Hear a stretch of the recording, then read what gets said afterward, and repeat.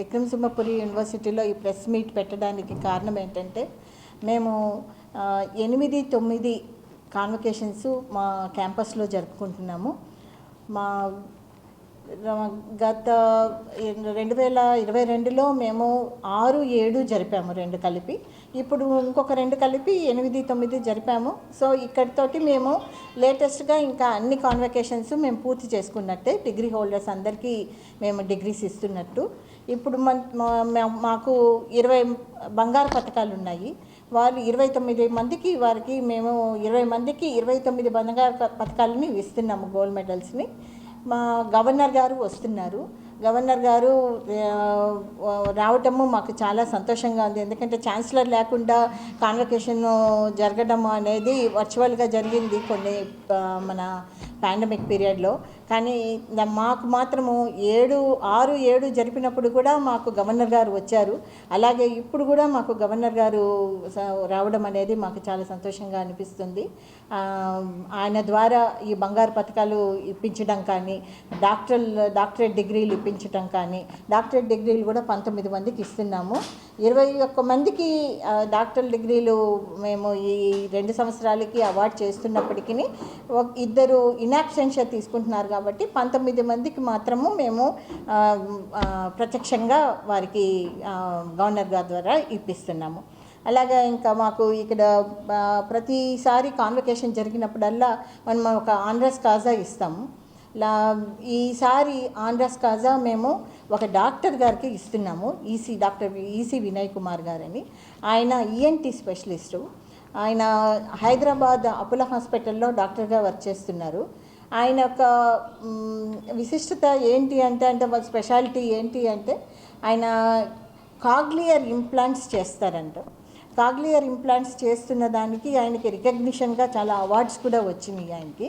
So ఆ అవార్డ్స్ని base చేసుకొని, ఆయన చేస్తున్న సేవని బేస్ చేసుకొని ముఖ్యంగా గర్ల్స్కి, యంగ్ గర్ల్స్కి, వాళ్ళకి ఎవరికైతే చెవులు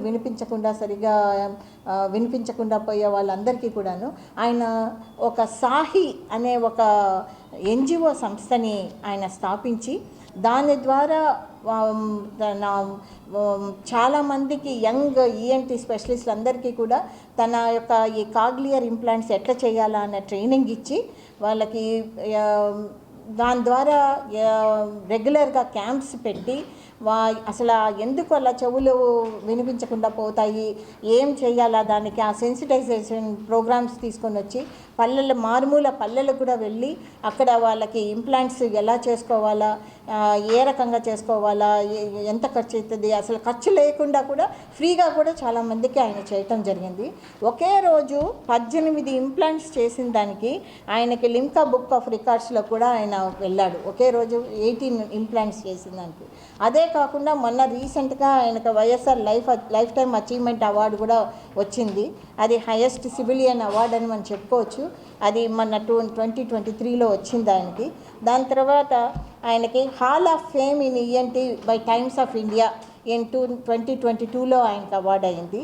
అలాగే బెస్ట్ ఈఎన్టీ సర్జన్ అవార్డు అని టైమ్స్ ఆఫ్ ఇండియా గ్రూప్ 2018లో కూడా ఆయనకు అవార్డు అవ్వడం జరిగింది. అలాగే కాకుండా centre for international governance innovation వాళ్ళు ఆరేషన్ అవార్డు 2017లో ఇవ్వడం జరిగింది. ఇలాగ ఆయనకి 10 రకాలైన అవార్డ్స్ కూడా తను చేస్తున్న ఈ కాగ్లియర్ ఇంప్లాంట్స్ సేవ నిమిత్తము ఆయనకి ఇవ్వడం జరిగింది. ఆ సేవను గుర్తించి మేము ఈసారి ఆనరస్ కాజా ఆయనకి ఇవ్వాలా అని చెప్పి మేము నిర్ణయించడం జరిగింది. 3 పేర్లు మేము పంపించాము, ఈయనని సెలెక్ట్ చేయడం జరిగింది. సో అలాగే మాకు ఈసారి చీఫ్ గెస్ట్గా ఆరేషన్ ముఖ్య అతిథిగా వచ్చి ఆయన మరి ముఖ్య ఆరేషన్ ఇవ్వడానికి కూడా మాకు సతీష్ రెడ్డి గారు వస్తున్నారు. సతీష్ రెడ్డి గారు అందరికీ సుపరిచితులే, ఎందుకంటే ఆయన నెల్లూరు వాస్తవ్యులు. ఆయన నెల్లూరులోనే ఉన్నవారు. ఆయన చైర్మన్ డిఆర్డిఓగా చేశారు, సైంటిఫిక్ అడ్వైజర్గా చేశారు రక్షా మంత్రికి. ప్రస్తుతము ప్రెసిడెంట్ ఏరోనాటికల్ సొసైటీ ఆఫ్ ఇండియాకి ఉన్నారు. ఆయన చాలా పెద్ద పెద్ద పదవులు చేశారు. మిసైల్స్ లాంచ్ చేయడంలో ఆయన ముఖ్య పాత్ర ఉంది.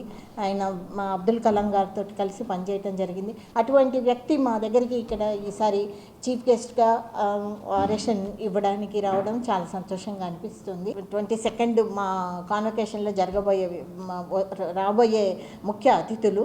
గ్రేటెస్ట్ అచీవ్మెంట్ వచ్చి మాకు NAC A గ్రేడ్ రావడము. ఆ NAC A గ్రేడ్ని మేము తెచ్చుకోవడం అనేది మా చరిత్రలో, మా విక్రమసింహపురి చరిత్రలో అలాగా చిరస్థాయిగా నిలిచిపోతుంది. ఎందుకంటే దానివల్ల మాకు చాలా లాభాలు వస్తున్నాయి.